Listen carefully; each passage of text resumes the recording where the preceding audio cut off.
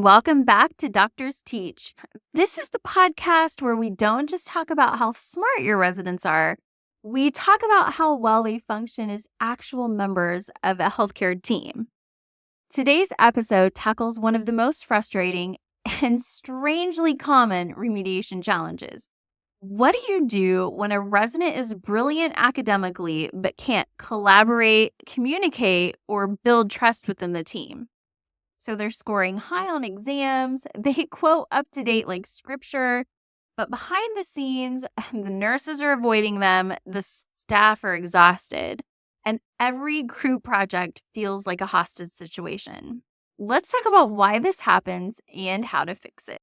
All right, so here's the paradox. This resident looks great on paper. They crush in training exams, they know the guidelines, they read constantly, but they also interrupt during handoffs. They disregard nursing input, they talk at patients instead of with them, and they don't know how to be a part of a team, and it's costing them. You can't practice medicine in a vacuum. And brilliance without collaboration, well, that's not safe. Let's start out with a case example of smart but isolated. So here's a composite case, one I've seen versions of many times throughout my years as an education specialist.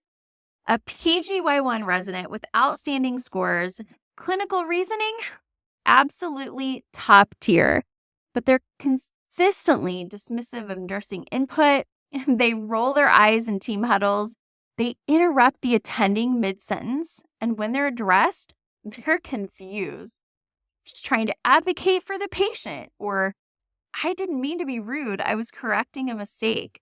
They truly don't see the issue because in their mind, they're being thorough and smart. But to everyone else, they're being disrespectful and disruptive. So the root of the problem, this isn't just an attitude problem, it's an identity issue.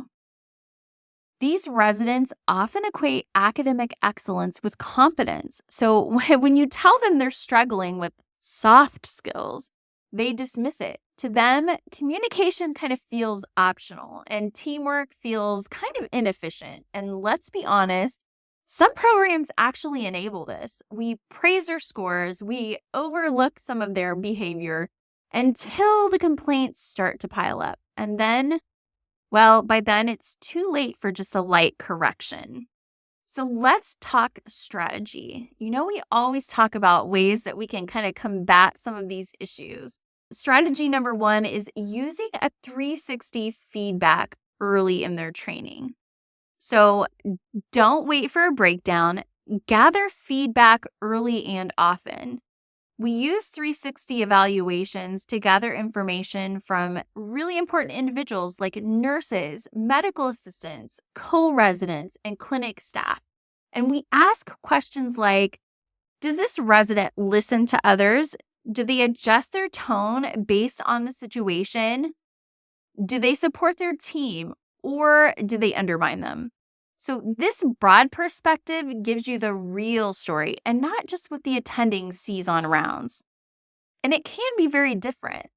The way that a resident interacts with an attending can often be a stark contrast to the way that they interact when just surrounded by nursing staff, front office staff, additional residents, or sometimes people that they consider less than themselves, and it might be medical students. In this particular situation, we've got to talk some serious strategy. Strategy number 2, make communication a measurable skill. Let's talk about how to do this. As faculty, don't just say, you need to communicate better.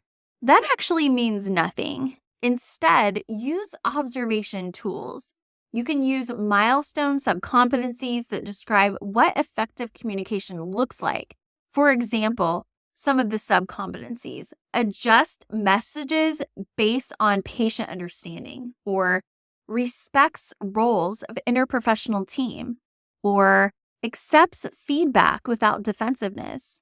This makes the invisible visible. And residents can relate to these things. If they're in the milestones, you can actually use that objective information to talk about how they are performing in relation to their milestones. Use structured tools like the mini CEX, observation forms, review those milestone subcompetencies, and don't forget to give actionable and direct feedback. Okay, strategy number 3, create behavior-based remediation activities. This is one of my favorite things in remediation because let's be honest, if your program is anything like mine, I have a lot of professionalism or communication type remediation plans that we really talk about communication strategies, and we use things like simulation or role play to see if residents are improving. We can use faculty observation with structured feedback or even guided reflection after encounters. So if that resident is struggling with communication, don't just give them a podcast to listen to. Give them real-time behavioral experiences. This can include simulation labs with feedback on tone and teamwork. It could include shadowing a senior resident who models collaborative care. It could include post-encounter reflection journals because we all know residents love to write about their feelings and their reflections.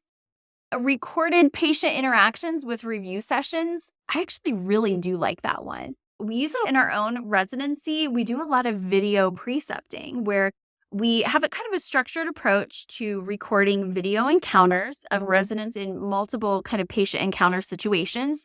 We have faculty, usually their faculty advisor and at least one other faculty review the encounter and provide targeted feedback. And then we also have the resident watch that encounter and draw their own conclusions. So you're not just teaching content in this particular type of remediation activity, you're really coaching habits. And that's something when you have remediation for communication or professionalism or something that's really difficult to target, coaching is your best bet to be able to show them what success and progress looks like.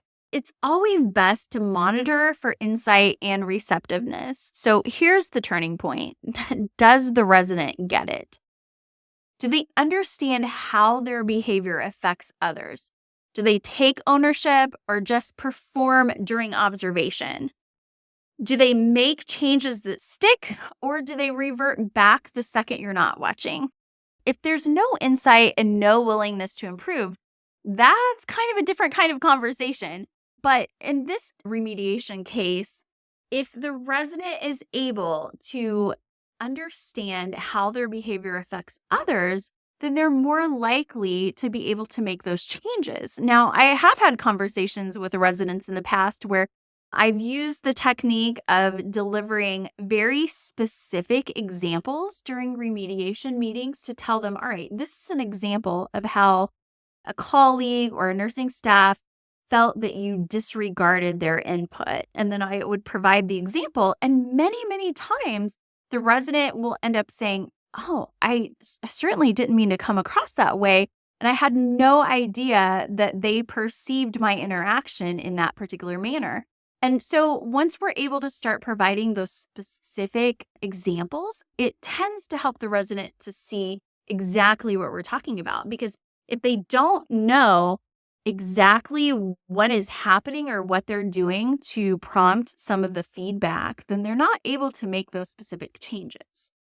Just to recap this episode, when smart isn't enough, right? All right, let's wrap up. Medical knowledge absolutely matters, but it's not the only thing that matters. We're not just raising test takers, we're training physicians. That means communication, teamwork, humility, and self-awareness are non-negotiables. When a resident struggles in those areas, don't just hope they grow out of it because, spoiler alert, they won't.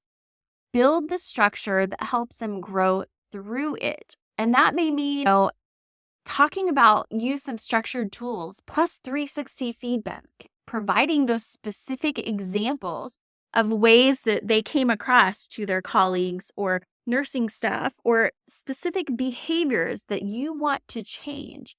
Focus on the behavior and not just attitude. And my final thoughts.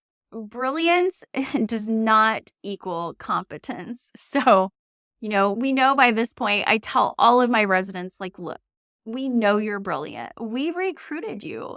You met the minimum requirements, and we saw something in you that we knew, if we had you in our program, would make you a wonderful clinician now and in the future. So the goal is to start remediation early when needed.